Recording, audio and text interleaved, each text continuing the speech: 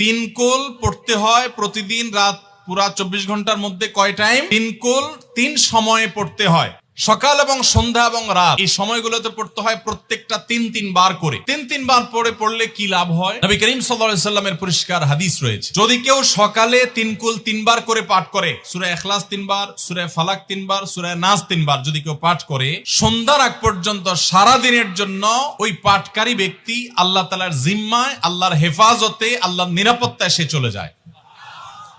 যত প্রকার অনিষ্ট আছে, ক্ষতি আছে, দৃশ্যমান ক্ষতি, অদৃশ্যমান ক্ষতি, সব ধরনের ক্ষয়ক্ষতি থেকে এবং আকস্মিক বিপদ থেকে, মুসিবত থেকে আল্লাহ রাব্বুল আলামিন ওই ব্যক্তিকে হেফাজত করেন, যে ব্যক্তি ইয়াকিনের সাথে, ঈমানের সাথে, দৃঢ়তার সাথে আল্লাহ তাআলার কাছে প্রার্থনা করে এই সূরাটা সকালে 3 বার পাঠ করে। একইভাবে যে ব্যক্তি সন্ধ্যায় পাঠ করে, মাগরিবের আগে বা পরে, আসরের পর থেকে নিয়ে মাগরিবের আগে কিংবা এশার আগ পর্যন্ত পুরো সময়ের ভিতরে যদি কেউ এই 3 কুল 3 বার পাঠ করে, তো সারা রাত